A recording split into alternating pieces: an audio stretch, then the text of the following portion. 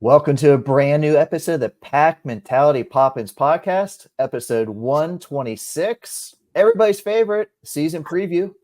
My name is Brian Reinhardt, one of the co-hosts for this podcast, with the head coach of the Wolfpack, Pat Popolizio. Pat, it's Halloween. What did you dressed up as anything today? I can't really tell there.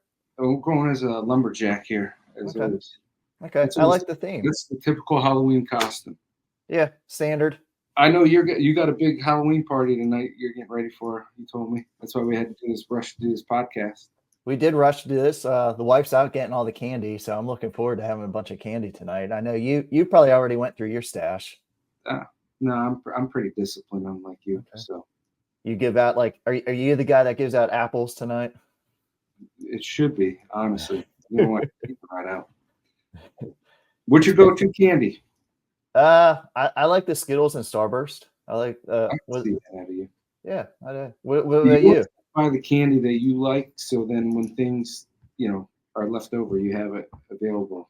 Oh, that's you have to do that. You have to get what you like. But it's man, not what other people like, it's what you like, right? Absolutely, that's all we care about. But I don't know. I can't afford a bag of Skittles anymore. They got a little pricey here. Well, yeah. Okay. Real commitment. I can tell by the excitement in your voice. You're ready. The season's underway. You ever sit back? I mean, you're with the guys year round. You ever go, wow, the season's actually starting this weekend? It is pretty wild to think that. I feel like the years have been blending in with each other with so many guys wrestling postseason freestyle. So I guess we're just switching back to folk style. How's that sound? Okay. I like it. Everybody, folk style, freestyle. We're back folk style. No new rules this year. Am I right on that? Correct. I think from talking to the ref at WrestleOffs, who's one of the top officials in the country, he kind of hinted around the fact that they're going to be pretty aggressive with stall calls this year. So we saw a lot of that, which I thought was good. If there's no score, I think someone's going to get hit with stalling, about a minute 30 into the match. Well, I was going to say aggressive. So stalling on bottom or stalling on top? I think more neutral. Okay. We'll see. We'll find out a little bit this weekend. Oh, okay. Yeah, I was going to say, you guys going down to Citadel on Sunday? We will be there. That's a nice little bus trip. Yes. Well, we're taking vans, and as we speak, I'm going to look to make sure. I don't know if it's on any of the streams. So I don't think I saw our guy Earl Smith over at Intermat. He did not have it listed, so we'll have to do a little bit of research. But I know my pet peeve was you didn't like buses, so I'm glad you still haven't changed that. I could not stand the van life on the road. Well, it's easier. Vans are a lot easier to navigate. It's easier for you, and that's all that matters. Well, if you need to go to the grocery store, if guys need you want to go to a restaurant, you don't have to pull up with a van or a bus. So it's a little more convenient, but there's pros and cons to everything. Absolutely. You always like to point out the cons whenever I bring up anything. So yeah, we got to keep you in check. So the season's getting underway. So of course we're going to do a preview. We're going to go weight by weight. Pat, I know you love to start with the lower weights first, but I think we have a couple questions here first before we can even get started. Of course, stuff can change. It has before, but right now, I think it's safe to say the intent is to redshirt Ryan Jack and Jackson Arrington. What kind of led to that decision for those two guys? Well, yeah, I think there's a lot of variables that go into this. You look at who's returning, possible weight classes other guys can go. And I think it just opened the door for some talent that we have waiting in the wings that need to get their opportunity to make a name for themselves. And so doing so, I think it's in the short term and long term, the best thing for NC State wrestling when we have some guys that we recruited in here. And to be honest with you, I think the COVID 6-year thing kind of threw you a curveball, not just us, but any program. And this is the best way to manage it with guys that are returning and guys who have the ability to redshirt. So I think we're going to be in a good spot. Obviously this year, it would be great to have those guys. But just like we did last year with Matty and Isaac, it's tough sitting them on the bench. But you see the development both those guys have made this year. I think they're going to be in a great spot, and it's going to elevate us as a program. And I think the same thing is going to happen with these two guys. They've been putting a lot of work and time in. They've been wrestling some freestyle. They're going to be ready to compete for a national title, and they just got to work on some things. And I think this is going to get them one step closer to the ultimate goal. How are you going to keep those guys involved in mat time this year? We're going to be selective. They don't need a ton of competition. That's the luxury of redshirting guys that have a bunch of matches and they're halfway through their career. Not Ryan, he's obviously towards the end, but Jackson's right at the 50% mark. So he already knows what he needs to do. He doesn't need a ton of competition. They'll actually be up wrestling next weekend in that round robin. So hopefully we'll see some matches there. And then maybe get them one or two more tournaments and focus on freestyle. But there's talk about sending them overseas to wrestle in some freestyle events as well. They'll get plenty of competition. It's more of a developmental side of things. Good to put on my reporter cap. Yes. They moving up a weight class? Are they going to stay in the same weight classes? More than likely, Jackson will move up. He'll wrestle 57 next weekend, and Ryan will stay down at 41. I think that's going to be his max weight class. It's where he's most competitive, and as you analyze this year, you got Kai, who's a two-time All-American, and Ryan, who's an All-American last year. Uh-huh. So why waste talent when you have two good options and you can take the ability to redshirt, and that's how we're looking at it. Same with 57. You got Ed and Jackson. So why are we going to sit there and waste two really good guys? And I think this is the best option for our team and help these guys develop. And long term, I think it's going to pay dividends to this program. All right, some big decisions had to be made. Obviously, it's not the end decision. That's the luxury of redshirting. You can come out and kids have done it. Look at Kevin Jack. He was redshirting all the way up to the end of the year, and he came out and takes fifth in the country. So we've had guys that have redshirted, and if we need to, and if we feel the need, and but right now the plan is for those guys to take this year and develop. So we're going to play it week to week, month to month, and hopefully we fast forward, and it's the right decision. As you said in a text I was in last week, Kevin Jack ain't down at 141 anymore. I just wanted to point that out because he's been eating a lot of Halloween candy. So yeah, maybe I could see that. 181. I could see that. He has a few pounds on Ryan, so they did not wrestle off. He still moves pretty good. You saw him. You said he did his brother dirty in the video. Starting at 125, Jacob Camacho. I think he's been here since the Reagan administration. He is back. His final season. He's been in the ACC finals every year, but at NCAAs, he hasn't gotten to that All-American status. So that obviously is his number one goal. Get that All-American, go for that national title. He was out this summer. How's he doing? What's kind of your plan with him since this is his 7th year here? He's capable of beating anyone anytime. We know that. He knows that. We just got to put it together. And I think, when you have this much time and maturity, you gotta have the confidence now. And I think this is the year that you got to go out there and wrestle with a lot of confidence. But yeah, his goal is to win a national title. I think on any given day he can beat the number one guy in the country. But we got to put it back to back, 4 or 5 matches in a row when it matters. But also be cautious of a guy that's got 7 years in college, and who's been through some injuries, and you got to be smart in your training and selective. And I think we have a really good plan in play for him this year.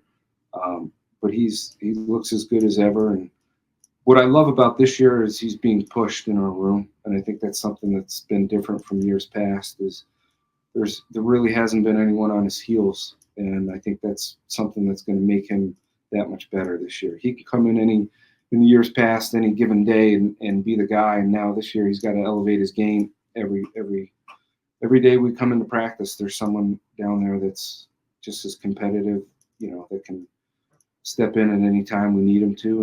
And I think is going to also be the future of our program is Vinny Robinson as well.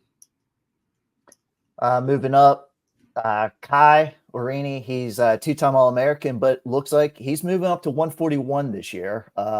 He looks like he spent his whole summer lifting. He's jacked right now. I think you guys got to be proud of that and the Craven program there in the weight room. But Kai moving up to 141, what's the toughest aspect of a guy moving up a weight class? I think it comes down to the mat wrestling, and that's where Kai's been really good. He's had a lot of leverage at 33, and we got to see that and utilize that at the same weight. When you go up in a weight class, you got to be able to utilize that leverage. And there's always a lot of unknown, and that's why we got to wrestle, this first semester, see where we're at. The luxury with Kai is we've certified all our guys, at a weight. If we need to shift down, we can. That's not the plan, and that's not the goal. But you always have those cards in your back pocket if you need to do those. And that's why I said, all this, we're going to analyze where we're at as a program halfway through the year. And our plan is to stay with this lineup, keep guys redshirted. But if we ever need to, we can make moves as a lot of programs can too. But no, he looks good. And we're going to see a lot in the next couple weeks where he's at. He's going to be tested here and with our schedule early. And I think it's going to be a good thing, and we'll always have some guys in the room and options to wrestle different guys at different times. So going back down to 133, it's pretty wide open right now. I think you have to admit you may have as many as 3 guys there. What's kind of your plan right now at 133 for this first semester? Well, we saw it last Saturday. Troy Holman won the wrestle-off. And we talk about it all the time as a team. The wrestle-offs will not dictate who the guy is. The wrestle-offs are to prepare you for outside competition and how do you feel in the weight class. I'm looking to see who can win against outside competition. So these guys know that that's a weight that is someone needs to step up and prove that they can beat the better guys in the country. And, we're not ruling out any option. Right now, I'm excited to see these guys compete at the Citadel, and having Kamacho and Vinny down at 25. We're going to see that all play out. But we're not going to rule out someone being able to move up and challenge. And we're gonna make sure that the best guy is wrestling come March. We talked about it in the team, but our job as coaches is to put the 10 best guys we can into weight class, and we'll let the guys dictate who that's going to be on their results. And everyone's getting coached and any extra workouts they want. So I think that's motivating. When you have competition, it motivates guys to do all the right things and make sure they're in position. And I think we're going to see a little bit of that this year at a couple weights where guys have to stay hungry and they got to keep improving. And I think that's where we're at when you have some young guys in the weight class. You're going to go through some ups and downs, and we got to remain patient and know that, you look across the country and any freshman that's in a lineup, they have great weeks and then they'll have a letdown. They'll have great weeks and then a letdown. And you just want to make sure that they're wrestling their best come the end of the year. As you like to say, the grind is real. It is real in college wrestling. It's real in college. How's that? It goes on and on and on in college wrestling. Up to 149, going to put you on the spot. Everybody pronounces it different. How do you pronounce Coy's last name? Biskins. Okay. I've heard Buzzkins, Bizkins. But I'm pretty sure it's Biskins. Okay. Well, anyway, Coy comes from Minnesota. You don't hear the Minnesota to Raleigh, North Carolina pipeline too often in wrestling. No. And he's a good one to have. He's done a lot of great things, off the mat and academically. He's crushing it. And then he's a really quiet kid, but I think you're going to know his name pretty quick in the college ranks. He's going to do some great things for us this year. He had a year to develop last year. We experimented keeping him down at 41, and it was a challenge for him. And I think his style and the way he wrestles, and I think he feels better up at 49. And it's going to be again one of those where you got a freshman in your lineup, and we got to give him time to show what he's capable of doing. But he's really good on the mat. He's got great defense, and we're working around the clock and technical side of things to get him really offensive on his feet. But when he's hitting from all cylinders, he's fun to watch. He's super talented and got a lot of really good experience coming from high school with the freestyle and and even a little Greco-Roman background. And then don't forget Tyler Tracy, who's another guy, local kid who's really put in a lot of work and has improved a ton. So between those two guys, we're gonna see a lot of good stuff happening at 49, and it'll be two freshmen basically that are in there making a name for themselves. But right now, obviously, Coy has separated himself, winning that match, and we'll see this weekend again. Both guys will be in that weight class at Citadel. I was going to say, the way you set up your schedule here first semester, there's going to be a lot of competition. They're not just duels. Some of these round robins, some of these tournaments. So it's kind of an extension of practice here. You just want to see guys go against other guys, and some of your guys might hit each other too. And yeah, I'm looking at the common results. If two guys wrestle each other, not just NC State guys, but common opponents. One guy wins, one guy doesn't. That speaks to what we're looking for. We want to see who can win against guys outside of NC State. That's most important to me. And the more nationally ranked wins you have, obviously it puts you in position to be at the national tournament, winning matches there. And that's our ultimate goal, is who's going to show up March and win matches at the NCAA tournament. And that's really, as we talk about it and preach this year, that is who's going to be the guy wrestling at the end of the year. We've been through it before. You've been here. We've watched guys have wrestle-offs. I won't name his name, but he's a 3-time All-American who probably didn't win a wrestle-off one year and took third in the country. And it was because he could show up when the lights were on and compete, and that's what we need at this level. I know one guy that will not be moving down a weight class, Ed Scott. You've tried that experiment before, but Ed's free year. He's back, multiple-time ACC champion. He's a former All-American. This is his last go. People know what we're getting in Ed Scott, but what have you seen out of him this summer leading up to his final year? He looks great. I think one thing for him is he's obviously is at the right weight. He's put, all the right weight on. He's going, where you're going to get out of Ed. You're going to get 110%. He wrestles extremely hard. He's been through the wars, so he has the experience. And a lot of times you get a guy towards the end of his career, they know where they stand and know what they're trying to accomplish. And Ed has so much valuable experience that I think this is going to be a great year for him. Add the addition with some new technical things that, when a new coach comes in, I think that's one of the pluses we've seen this year, is implementing some new skill sets. And I think Ed has benefited a great deal working one-on-one between Tommy, Kevin, and Coach Esposito. I think this has really benefited, those guys a lot. Is just throwing some new stuff at them, and I think you're going to see some really good stuff out of Ed Scott this year. I think fans still want to see him throw the headlock every once in a while. We'll keep that in the back pocket, but we're not going to make that our go-to move. 165 over the last couple of years, it's kind of been up in question. There's been competition going probably all the way to ACC duels. Where do you guys stand at 165? It looks like it's a little more solidified going into this season. Yeah. Derek Fields has improved tremendously. I think, going off of last year and getting to wrestle in the national tournament, I think has given him a lot of confidence. Obviously that tournament didn't go the way, he wanted to, but when you get to wrestle in there, I think it elevates you to the next level as you have eligibility left, and he's got 2 years of eligibility this year and next. So he's improved a ton. He was here all preseason and towards the later part of the summer, working one-on-one a lot with Trent, getting him ready for the trials. And I saw a lot of growth out of Derek doing that. And I think as time goes on, he's got every ability you need to be great at this level. And I think his improvements are going to start showing.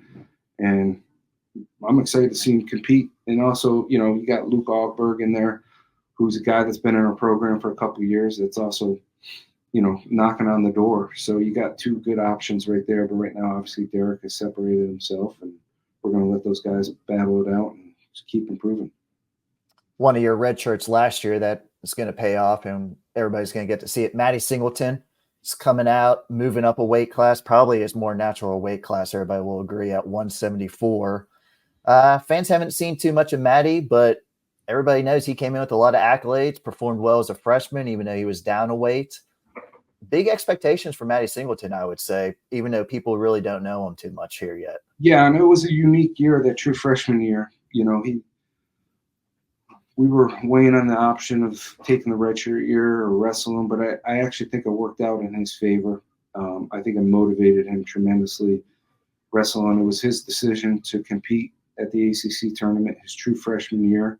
We were going either way, whether he redshirted or wrestled, and I think with the way things played out, it was a pretty good eye opener for him, and I think it made him do a lot of things that have helped him to this point now. And I can tell you he's extremely motivated, and the injuries that he dealt with at the end of that ACC tournament, I think it worked out really good for him. He was able to go get some surgery on a procedure, nothing major, but something that set him back a little bit, then got healthy, got to wrestle in the World Championships, and grew a ton from that. Anytime you get to go wrestle in the World Championships, bring home a medal, you're going to gain a ton of confidence. But is he fun to watch in the room, and is he a competitor? So I know the kid hates to lose, and you're going to see that when he competes. And he's every bit of a 74-pounder right now too, and has a lot of tools on his feet and on the mat. He's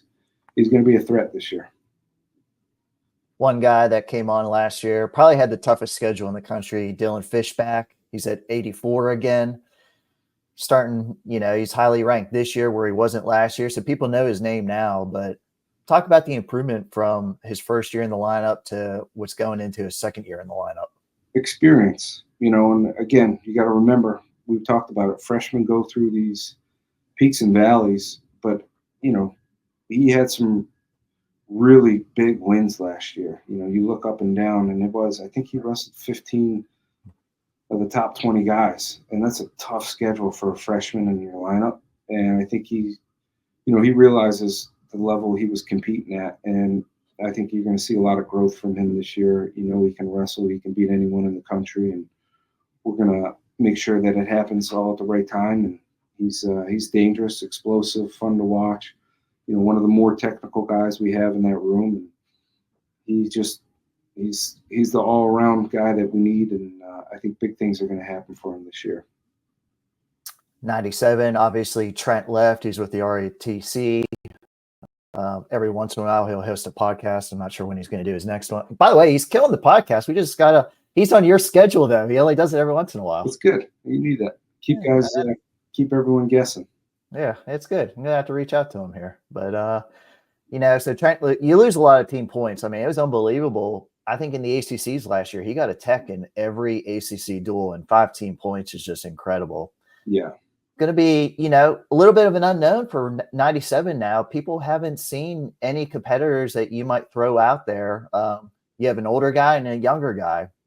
Where do we kind of stand at 97?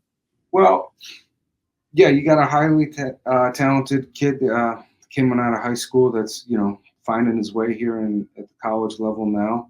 And then you got a guy that's been in our room for 5+ years and very mature, has experienced a lot of really good college wrestling, just hasn't been in the limelight. So he's got some really good wins under his belt, and don't forget, he also gets to work out with, for the last 5 years, he's been training side by side with Trent, and if you're doing that every day, you're only going to get better. And there's nothing that, Christian hasn't seen in our room that he's going to face in outside competition. So he's got every bit of ability to be super successful for us this year. And he's just got to go out and take advantage of this last year eligibility. He's going to get his opportunity. And, this is a weight. We need someone to step up. When you look at our lineup, there are certain weights that are circled that we need guys to step up. And, that was a luxury of last year. 65 was a question mark. But at the end of the year, Fields stepped up and kind of made that weight, a solid weight for us. And the same thing's got to happen at some of these weights, and 97 is obviously one of them. Going up to heavyweight, everybody's favorite weight class. Owen Trumble redshirted last year, making the move up. you still have Owen in the room too, two-time ACC champion. You guys probably have the best heavyweight situation in the country. Yeah. How's it going to work out this year? Well, and it was a tough part of when you got, there's no more room to grow. If you're 97 and you got two good guys, someone can go up. You got 84 and you got two good, someone can go up. Once you hit heavyweight, that's the end. And those guys live together. Those guys are in the same ROTC program together. Those guys train together.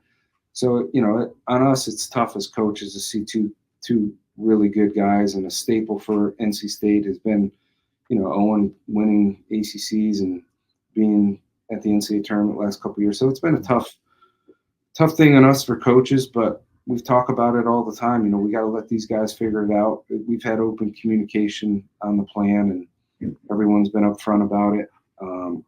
So yeah, we got to let this all air out. All options are on the table at heavyweight. Isaac obviously won the wrestle off, is going to get the starting nod, and Owen's going to go this weekend unattached and wrestle at the Citadel Open to get some matches. Talked to Isaac. He said he plans to be 245 to 250. Obviously, that's a lot different from 97. How does that rank nationally among the heavyweights that are up in that upper echelon? Well, you got when you look at heavyweight, you got anyone from 225 all the way up. The guy's probably maybe cutting down to 285, but I think he's right in the middle. His style of wrestling, it mirrors well with heavyweight. He can hand fight. He can go upper body. His defense is phenomenal. I think he gained a ton of experience wrestling internationally and being in the Olympic trials finals, and then going to the training camps, wrestling overseas. I mean, he's night and day different, and his style for heavyweight, I think, is going to be a major problem for a lot of these guys, especially if he gets on top. And, I think the speed is a huge factor, which is obviously to his advantage. At 97, guys were a little more quicker and agile. When you get the heavyweight, you put a 45-pound plate on your back, it slows you down a little bit, and that's basically what you're seeing. I feel really confident he can handle the muscle and the power that goes along with heavyweight. So, you got to watch him wrestle Owen, which is not easy to do when those guys train every day. And those guys wrestled like lights out in the wrestle out. It was a pretty action-packed match for heavyweights. There was a lot going on. And so I think you're going to know and see pretty quick month of November for heavyweight for us as a program. We see a lot of really good competition, so we're going to know right away, what we're dealing with. And to get you ahead here on this, can't name names yet because they're not signed, but signing day is coming up. You got a really good class that you're signing, but you're also working towards that next class. Yep. How's recruiting been going this fall semester? Recruiting's been great. I think we're in a really good spot with what's about to happen and the year behind it. So momentum is still moving forward, and I think that goes to the work that Kevin, Tommy, and Zach have been putting in. And I think the history and tradition of what former athletes have done here is really helping, and we got to just continue to do our part and keep attracting the guys that fit our mentality and culture.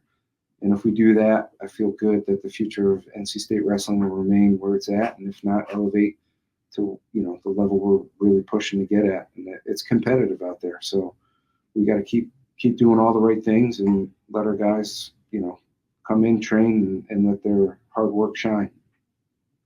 Pat, everybody's looking forward to the season. Everybody's looking forward to 2 duels in Reynolds coming up here. You made fans wait a long time last year. Last year we had to wait. This year we get some action packed back to back. Having App State come in here is always a fun duel. In state, they bring their A game, and then getting Coach Adam Hall in town. He's doing great things at Utah Valley, so those guys are going to come in ready to scrap. So that's what we're looking for, and keep our fan base growing and showing up and supporting us. Wrestling season's upon us. You heard, I think this was our best season preview ever, and we've been doing this for like 6-7 years. You got it. Well, that's called experience. You got it. Yeah. And plus, you have all this extra time in your hands. I do. Going in on this, working part-time from home. Oh, I'm a full state employee. I got tons of extra time on my hands. Pat, great catching up. We're going to get you on the future episode. Might be me, might be Trent. He's been doing great. He has a couple great ideas coming up, but it's been fun catching up. There's going to be a lot of questions to be answered here this first semester. I think it's safe to say with your lineup. Yeah, we got to remain patient and let things play out. But come second semester, we'll be full swing. Pat, thank you for actually answering my text this week. It doesn't always happen, but I appreciate you getting back to me and scheduling this too. Appreciate you. Wolfpack fans, this is another Pack Mentality Pop-Ins podcast. Thank you for listening. Until next time, go Pack.